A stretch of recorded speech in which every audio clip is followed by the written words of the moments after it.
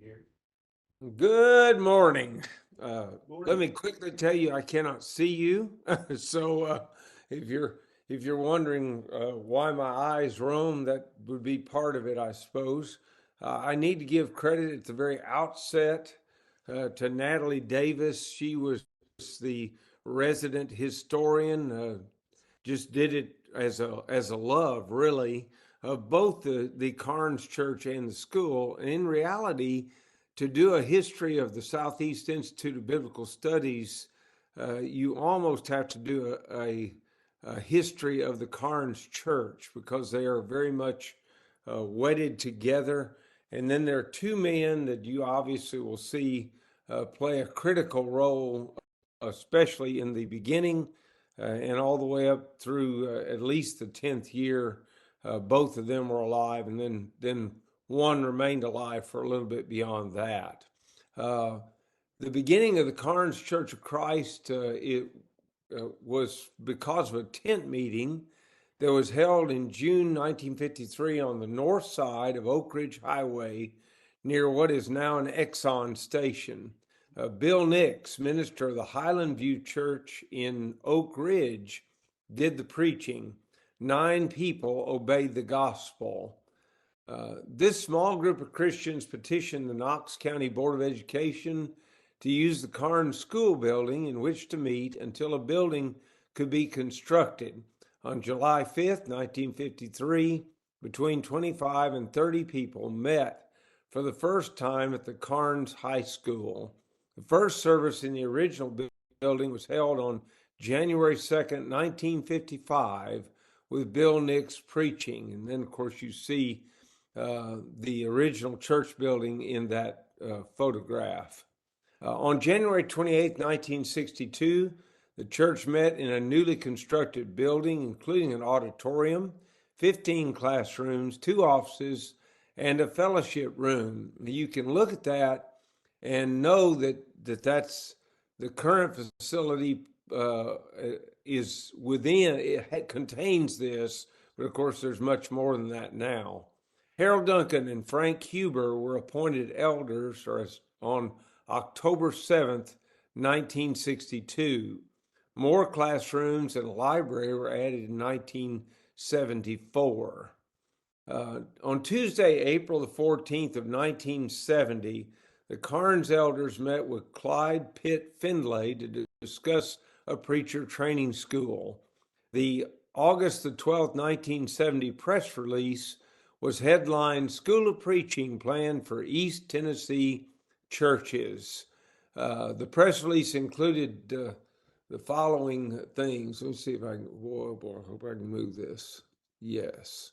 I'm sorry, I'm having to fix something so I can read a little better. It included this. The school began in February 1971. Clyde P. Findlay of Houston, Texas, was to serve as director of the program. Brother Findlay established churches in Edinburgh, Scotland, and Cardiff, Wales, directed a school of preaching in Honolulu, Hawaii, was president of the Houston Christian School, and was on the faculty of the School of Preaching of the Lindale Church in Houston. The school will offer a 2-year full-time program of day studies in Bible and related subjects with a heavy emphasis on mission work. John Waddy, minister of the Carnes Church, will assist in the teaching, as well as Jim Waldron, who will soon return from Pakistan. Tuition will be free, although the academic excellence will be our aim. No attempt will be made to gain accreditation by any conference or body. We will seek only to please the Lord in this matter. Students will be encouraged to dedicate their lives to the mission areas of Tennessee, Kentucky, Virginia, West Virginia, North Carolina, South Carolina, Georgia, and around the world. And I don't know what you all know about our graduates, but the reality is they far exceeded all the hopes that these two elders had. We've got men who are in Italy, in Thailand, in the Philippines, in New Zealand, and in Australia. We've got men scattered all over the world.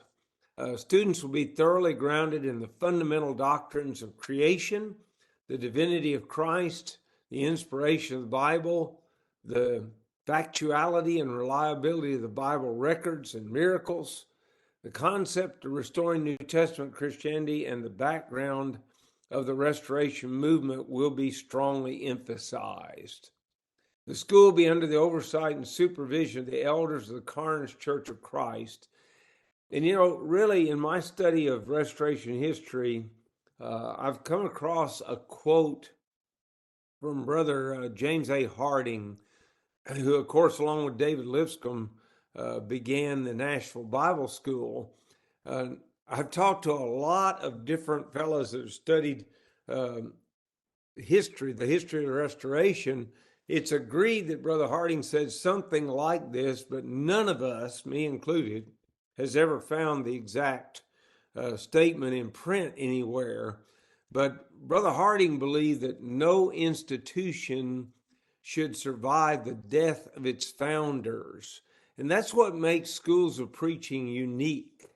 They do not survive the death of their founders as long as there is a scriptural eldership in place in the church that oversees that school. And that's what makes these schools unique. It is also, I think, what makes them strong, and you do not tend to see schools of preaching drift unless the eldership in that place drifts. And of course, at Carnes, up until this day, that has not been a problem. The press release went on to say, we propose to bring in 2 men of the finest ability to assist this work in its initial phases. Those chosen to teach will have to excel in Bible knowledge, the ability to impart that knowledge, experience as a successful gospel preacher, completely sound in the faith, and in good standing morally and spiritually in the brotherhood. They must be such men that the young men can look to them as examples worthy of following. And I can only speak for myself, but in the 6 years that I was there directing the school up until the last 2-3 months, I would say we tried to live up to this exact plan that they had. I didn't ever hire a fellow that didn't have at least 20 years of experience in a pulpit, and tried to make sure they were all sound. In fact, we had a questionnaire that was very extensive to discover what their biblical thinking was. It went into areas that some folks might not think about, but we tried to cover everything so that we knew where they stood and that our men would be trained well. We also tried to make sure they were very, very balanced in their approach. The Southeast Institute of Biblical Studies has a history of having a balanced approach, not radical. Now, it's not to say we never graduated a student who eventually became radical. That does happen, but the school itself has always made a tremendous effort to remain balanced in its approach to the Bible and its love of souls, both in this country and around the world. Students will be expected to be involved with the work of the sponsoring congregations and will be encouraged to worship with the Carnes Church. Work will be graded and reported with the passing average required to remain enrolled. Makeup work and tests will be allowed. All work will have to have been completed before a certificate of completion be given. Students who successfully complete the course of study will receive a diploma and a letter of recommendation from the Carnes congregation. The first bulletin, the East Tennessee School of Preaching and Missions, published on October 1, was called The Green Light. An article entitled Aims and Administration proclaimed, with God's approval and help, we propose to begin a school for Christian workers on February the 1st, 1971. On Thursday, October 1st, Clyde Finley arrived from Texas to begin working on the new school of preaching. This is a picture from the Gospel Advocate, December 24th, 1970. In that picture on the front row are Brother Duncan and Brother Huber, the two elders. On the back row, you see John Waddy, Brother Finley, and Jim Waldron, who had just returned from Pakistan, where he was doing mission work. The Messenger for January 27th reported classes begin Monday, February 1st for the East Tennessee School of Preaching and Missions. 13 full and part-time students plus several ladies are enrolled. Classes met in the church building. Teachers included Alvin Price from Broadway, Harold Scott from Arlington, Art Peddle from Harriman, Clifford Reel from Oneida, Tom Huckabee from West End, Doyle Carricker from Asbury, Thomas Compton from Rockwood, and John Waddy from Carnes. In preaching studies, they had Paul Alford, Doyle Crawford, Bill Davis, Jim Dodrell, Harry Hornbaker, Bill Knight, Bill Merritt, Harry Sanders, Don Seal, and Buddy Wilson.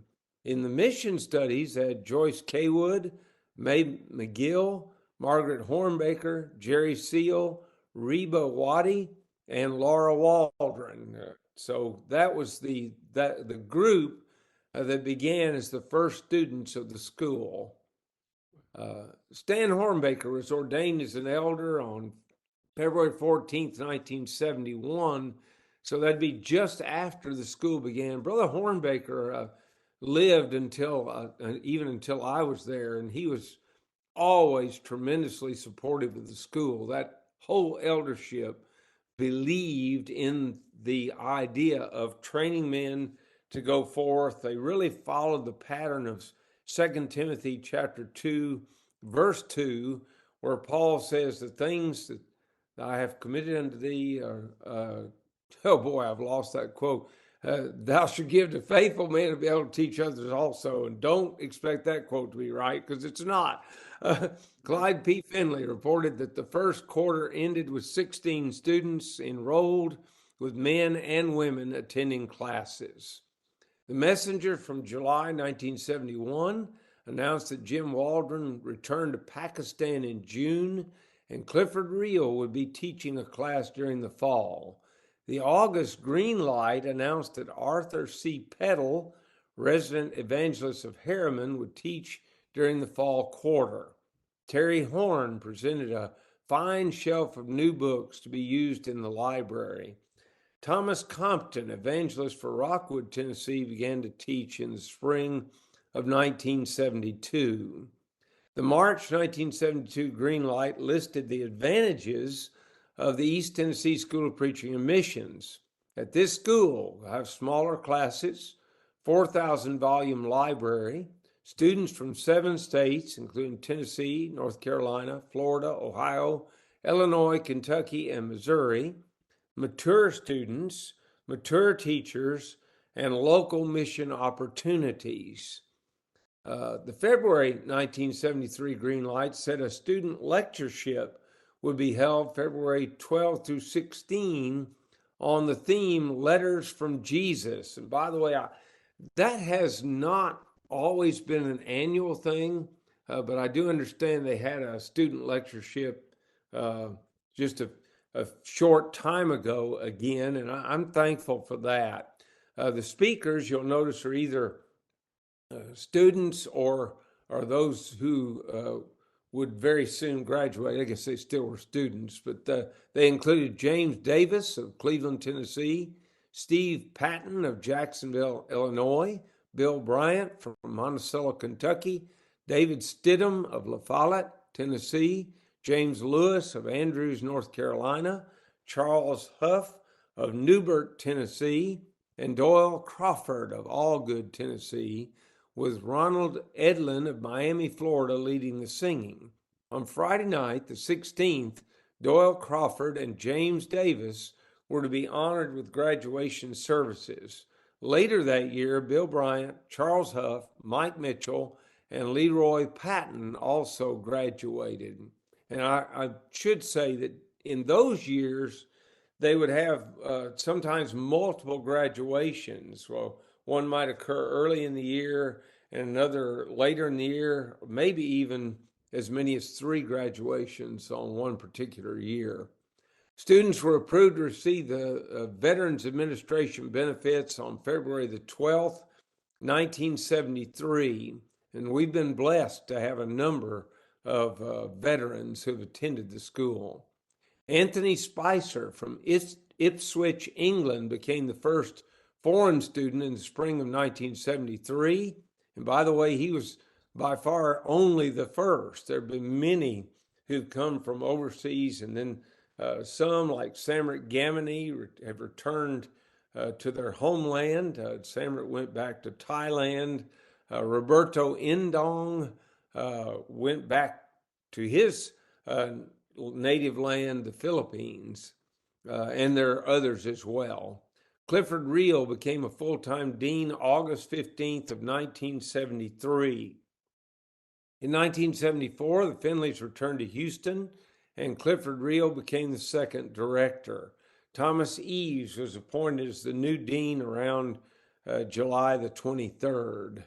A new class for wives, beginning on September the 9th, 1974, was announced in the Carnes Messenger. Jan Reel and Pat Eves taught on You Can Be Beautiful. Bobby Martin, at the request of Clifford Reel, designed a logo of a preacher, Bible in hand, going into all the world. The logo was used for about 20 years. Dot Mann and Reba Waddy set up a library. The elders announced a $138,000 expansion for the school in the Messenger for October the 4th, 1974, which would include refurbishing 2 classrooms with desks, chairs, closed-circuit TV, tape recorders, and blackboards. Library tables, a typewriter, and other needed materials would also be acquired.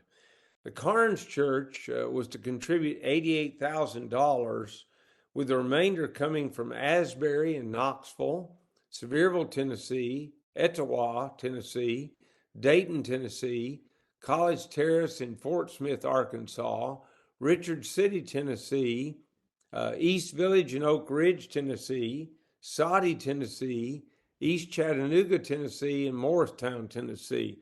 That's been another one of the great blessings of the school, and that is it has received support from numerous congregations. It still does, from congregations now in many more states than what you're seeing here.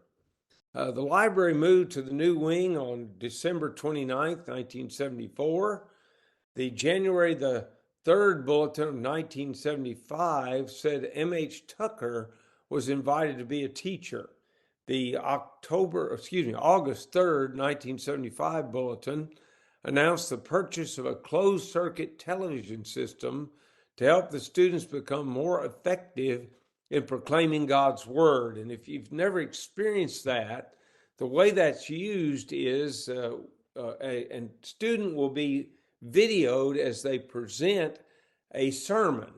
And then following that, an instructor will go over that video with them so that they can literally see the mistakes that they're making. I remember vividly, we later got new equipment, and I remember sitting with a student who had extensive notes. They were so extensive that he literally couldn't take his hand off of his note page on the top of the podium.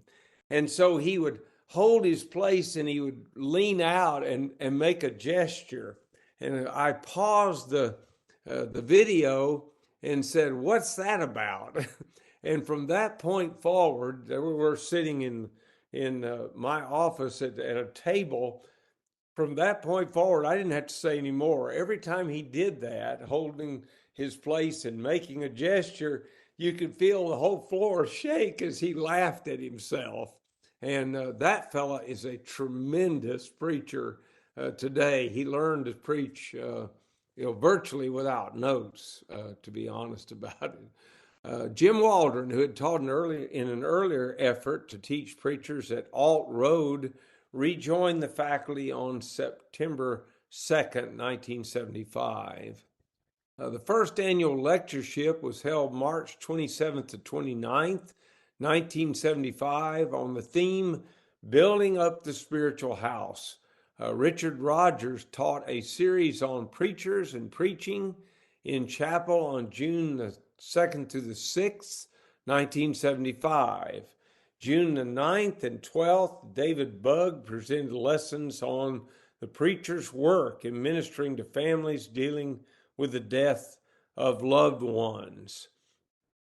Jerry Dyer joined the faculty January 1st, 1976. He specialized in the areas of personal evangelism, gospel campaigns, and mission preparation classes. Jerry also was to lead the students in special campaigns throughout the region, and he was to assist in the local program of personal evangelism. The second annual lectureship was April the 15th through noon on April the 17th, 1976. The theme was Set for the Defense of the Gospel from Philippians 1:16. Speakers included Glenn McDaniel, Jim Davis, James Watkins, Ron Edlin, William Whitaker, Basil Overton, Glenn Ramsey, Jerry Dyer, Max Miller, James Kennedy, Don Hines, Charles Huff, and Martha Williams teaching a class for women. The July 18th, 1976 ETSPN newsletter reported that the 1977 lectures would be bound in a book, and to the best of my knowledge, that has been maintained even until today. The book form has been modified at times. In the early days, for example, they had spiral bound books that they made because they ultimately had their own print shop. And we'll talk about that maybe in a minute or two. But then later books were complete works, and now the books are designed to be used in Bible classes around the world if the opportunity presents itself. The third annual lectureship was April the 7th to the 9th of 1977 with the theme Living Soberly, Righteously, and Godly. Speakers included John Waddy, Robert Taylor, Pat McGee, Jerry Dyer, Garland Elkins, Wayne Jackson, Ron Brotherton, Thomas Eves, Billy Nix, Ben Flack, Hugh Fulford, Jimmy Eaton, Clifford Reel, Neil Gallagher, Ruba Shelley, Jim Waldron, and James Watkins. The old library was turned into a third classroom according to the September 18th, 1977 bulletin. Thanks went to Paul Crawford and Gerald Insel for electrical work, to Joe Huggins, who led a paneling crew. Harold Duncan got the materials, and David Duncan, Tom Eves, Jonathan Huggins, Alan Insel, Jeff Nanny, Raymond Pecoraro, I can't say his name, and I know Raymond. But anyway, Chris Westfall helped on the project. Recording studio equipment was purchased to be used to train students in radio evangelism in 1977. The Veterans Administration approved the school for 60 students following 2.5 years of work in upgrading the physical facilities, which include the classrooms, visual aids, library, etc. So all that work that you heard announced by the elders was in part so that the Veterans Administration would approve the school for a larger number of veterans to come. Jerry and Jeanette Dyer left in February of 1978 to work with the Webb Chapel Church of Christ in Dallas, Texas. M.H. Tucker and his wife Betty moved to Carnes. He began his full-time duties with the Carnes congregation and as an instructor in the School of Preaching on February the 12th of 78. The theme of the fourth annual lectureship, which was held March 23rd to 25th of 1978, was moral issues confronting the kingdom. The kingdom contends for godliness. The book was dedicated to the elders in churches of Christ who faithfully oversee the flock of God, as is spoken about in Acts chapter 20, verse 28. Speakers included Thomas Eves, Jim Waldron, Roy Deaver, Joe McGee, Virgil Hale, Wayne Jackson, James Meadows, Richard Paulus, John Waddy, Stanley Cruz, Glenn Ramsey, Bill Nix, Robert Taylor, M.H. Tucker, James Watkins, and Jerry Dyer. On November the 6th through the 10th, 1978, the students and faculty were involved in campaigns in Barnesville, Georgia, and Jasper, Tennessee. And by the way, these campaigns, you'll notice, usually campaigns conducted by the school are sent out to areas that are weak, that are still basically mission areas, and our fellows will knock doors and set up Bible studies and conduct them. And there's some fascinating stories about those campaigns. I remember one year, one of our fellows, or two of our guys, had just about reached the end of the day. They were in a very, very poor section of this particular town, and they debated whether to go even one house further, but they decided to go ahead. They knocked on the door, and nobody came immediately, but they heard inside something that went something like this: bump, swish, bump, swish. And in a few moments after hearing that go on, the door opened, and there was a woman who could not stand up. She was seated on a small rug, and she was using her cane to put it to the ground and pull herself forward until she got to the door. When she learned who they were, with tears in her eyes, she indicated she was a member of the church but had been unfaithful, and she wanted to be restored and to attend, but had no way to get to and from. Well, they had prayer with her. She was restored. The brethren began to pick her up and bring her to services. And a few weeks later, her house burned down with her in it. Think about the soul that was saved because of the campaigns that our fellows do on an annual basis. The fifth annual lectureship was held April the 11th through the 14th of 1979 on the theme, Great Chapters of the Bible. The book was dedicated to the many dedicated wives of faithful gospel preachers, and especially to Pat, that's Patricia Ann Kirby Eves, my helpmeet in the kingdom for 24 years. So you know that Tom Eves wrote that. I didn't ever get to be around Brother Eves, but Sister Eves was in Cookville, and she was a joy to be around. Classes for men, ladies, and teens were conducted in the afternoon of that lectureship. Speakers and teachers for that lectureship included John Whitley, M.H. Tucker, Clifford Reel, Richard Rogers, Max Miller, Wayne Jackson, Clayton Winters, Jerry Hurt, Robert Taylor, Hugo McCord, Bill Nix, Virgil Hale, Ernest Bentley, B.J. Barr, Jerry Sin, Thomas Eves, Glenn McDaniel, Clarence DeLoach, Roy Deaver, John Waddy, Sid Fulford, James Watkins, and Billy Ringgold.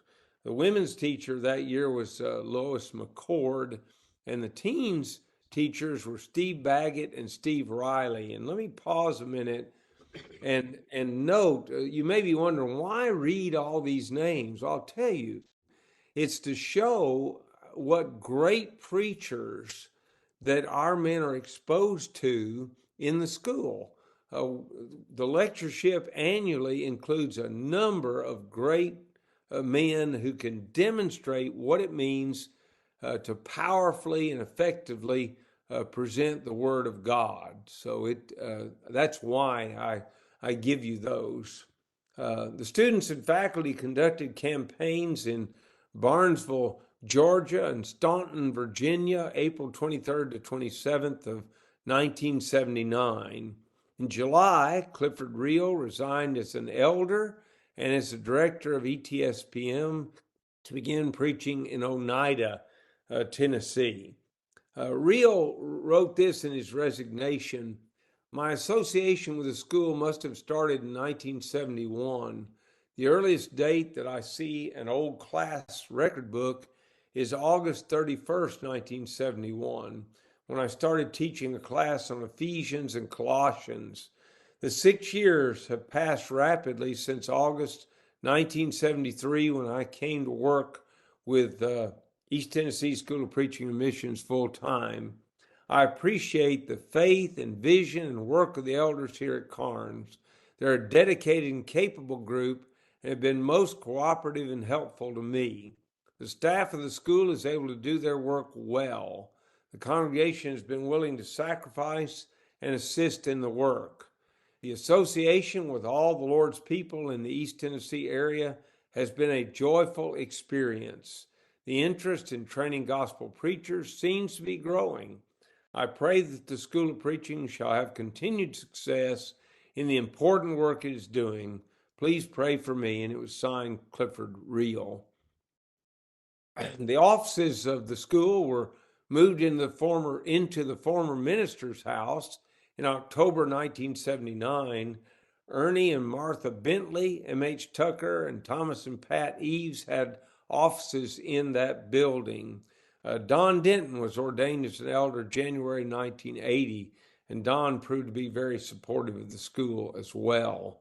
The school began its 10th year of operation on February the 1st, 1980, with 25 full-time students enrolled.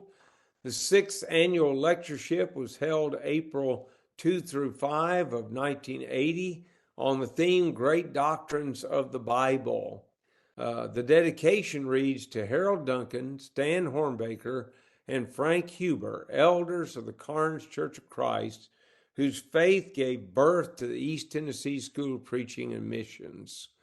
The speakers included Rex Turner, Guyan Woods, M.H. Tucker, Hugo McCord, Noel Meredith, Wayne Jackson, Thomas Eves, Roy Deaver, Flavel Nichols, Jerry Barber, Bill Doherty, Bobby Duncan, Thomas Warren, John Waddy, Charles Abai, Bert Thompson, Bill Nix, Jim Massey, Jimmy Steele, Johnny Ramsey, Ben Flatt, and George Carlisle. The women's teacher that year was Irene Taylor.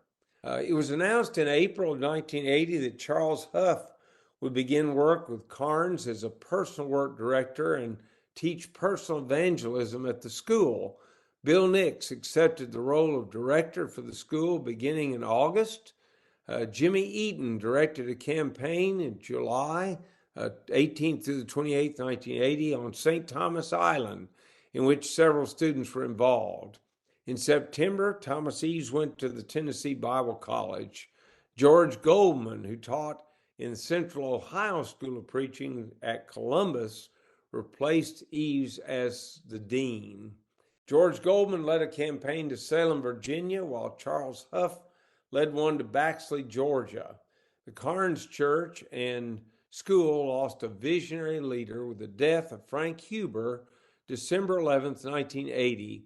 Harold Duncan wrote a tribute to him, and I think it's important to see that tribute, and I think you'll understand why in just a minute. Many of those among us will remember Frank Huber as a physical giant, a man of unusual stature, one whose quiet manner and dignified poise would stand out in any crowd. Those of us who know him more intimately will remember him not just by his great physical stature, but more vividly by his spiritual stature. He certainly was a giant when measured by either standard. Brother Huber, as he was affectionately called by most members of the church, was certainly the fullness of everything that is embodied in the name brother in Christ. He was loved and respected by all those who knew him in all walks of life. He has served as an elder of the Lord's Church at Carnes for about 18 years. Even though I had known and loved him for several years prior to his appointment as an elder, it was my association with him in this capacity that I came to really know and love him more deeply than I am able to express. He and I have served as elders together during this time. I've had the opportunity to observe the actions and reactions of Brother Huber through these many years under a great variety of conditions. I witnessed his expressions of joy and satisfaction when things appeared to be going well. I've also shared with him moments of sadness and disappointment. I've seen him as he agonized over physical, personal, and spiritual problems. His silent endurance of physical pain, which has racked his body for many years, will serve well as an example for all of us. Few of us realize, and none of us can fully appreciate, the extent of his physical suffering. He didn't magnify these problems, but endured them in his own quiet way. His handling of personal problems and anxieties also provides us with lessons on patience, love, and understanding. His loyalty and devotion to his family and his brethren were always strong and true. His intimate friends and brethren will surely remember him for his abiding faith in God and in the practice of the precepts of his word.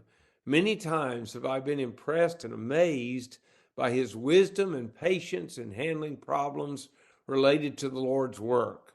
He seemed to be continually asking the question, how would Jesus handle this matter if he were here in person? His dependence on the Lord for guidance was always evident. His stature in faith, virtue, knowledge, self-control, steadfastness, godliness, and brotherly love are virtues that have enriched my life beyond measure. We at Carnes will miss him, his quiet manner, his friendly smile, his glow of Christian warmth, his unselfish judgments, his abiding love for the Word of God, Christ, and the church. Truly, a spiritual giant is taken from us, but ere long, we look forward to an eternity with him. Now, I realize that is an extensive quote, but it gives you a picture of one of the two men who are at the heart of Southeast Institute of Biblical Studies. Even today, the good works that are done in large measure arise from that heart of Brother Huber and also Brother Duncan. Men at Carnes prepared the basement of the school office building to be used as a print shop in late January and early February of 1981. A budget for the church of $3,500 per week was approved at the business meeting on Sunday, February the 15th, half of which went to the school, according to the February 22nd, 1981 newsletter, The Evangelist. Guy and Wood spent the day with the school on Wednesday, March 18th, 1981. About 100 people from the area attended. The ladies' Bible class attended and provided lunch for all. During the morning, he spoke on how to study the Bible effectively. The rest of the day was taken up with his comments on great debates and great books. 1981, April the 14th, Charles Huff took his class and the Carnes teenagers for a day of door knocking in the Mascot, Tennessee area. On Wednesday, April 15th, a busload of people from South Barry, Vermont arrived to attend the lectureship, with most of them staying at the Hillbrook camp. April the 16th to the 18th, 1981 saw the 7th Annual Lectureship on the theme, Continuing in the Doctrine. The dedication of the book is interesting. It said the East Tennessee School of Preaching and Missions first existed as a dream in the hearts of two great men, Frank Huber and Harold Duncan, then elders of the Carnes Church of Christ.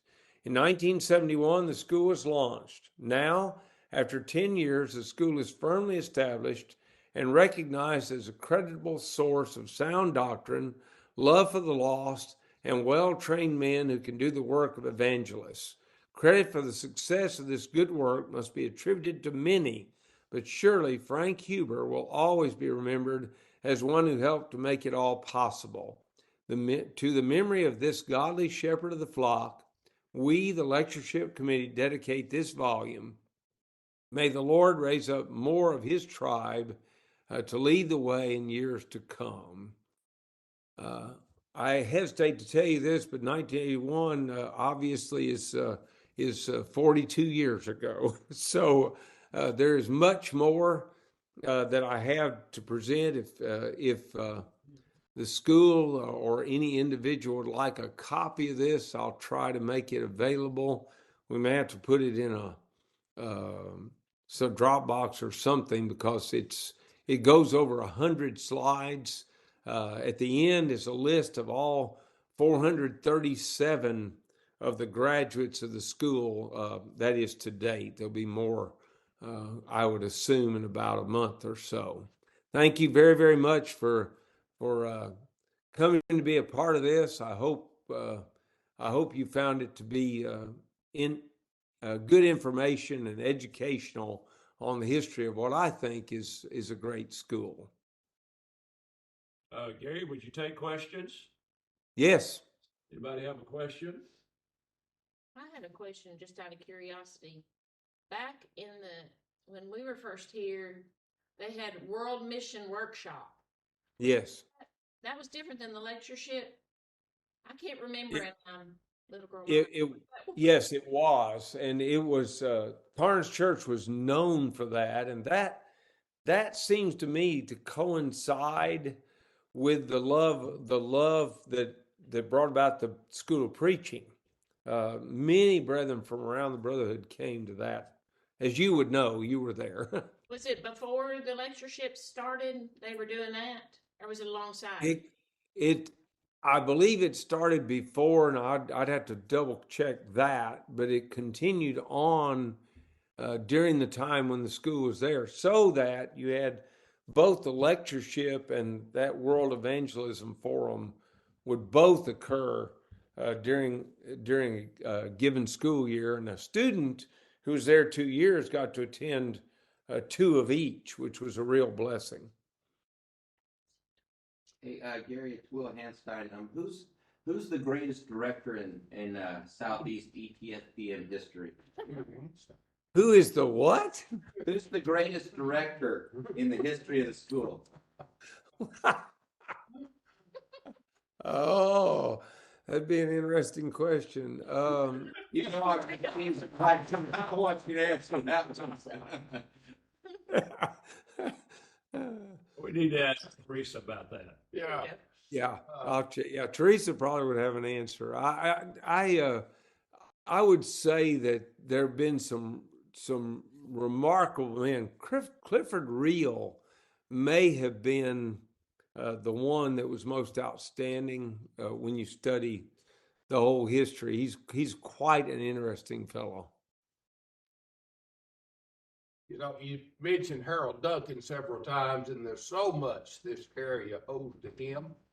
I don't know if people know, but he wrote a book about growing up on the farm in Perry County, Tennessee. And it's quite an interesting book of the old time ways and farming that he had lived in. That was really just before all the modern farming came into being, and it's quite interesting, those early days. He wasn't a member of the church growing up, but Right. became quite an individual. We didn't get to this in the presentation. I'm sorry, I ran over the top of you. But Brother Duncan gave a large piece of land, and that's where our student housing is, and that's where the children's home is. That land all belonged to Brother Duncan, and he showed his love for the work of the church in both efforts. That children's home has served so many children through the years. And student housing, oh, I couldn't even tell you how many of the students who attended actually got to stay there. And it saved a lot of money for the Brotherhood, because really the rent that we charge at the school is very small. Its purpose is not to make money, but to have enough money so that, like, if a roof needs to be replaced or an air conditioner, that money hopefully will be on hand. It's not always proven to be the case, but hopefully it will be. And Hillbrook Camp up there. Hillbrook Camp. Okay, I did not realize that he gave that. I Yeah. was not Yeah, aware that of was that. all his as well. Yeah, Is I'm there not surprised. It's amazing. Any other questions? Thank you, Gary. This is Bill and Lori Boyd sitting here. You can't see us, but that's who we are. Well, good to not to see you, but to hear you. Not serious, yes. I I'd can't. have to go back and check, but I knocked doors here as a student at Freed Hartman in 1968. So Oh yeah, that was over and over again. some of the experiences that we had. So I'm glad to be a part of that at least. Well, tell Teresa hello and give her our love, and we hope you find her feeling better and doing better whenever you get to see her later on today. Thank you very, very much, and I enjoyed. All right, y'all take care. All right, God bless you. God bless you.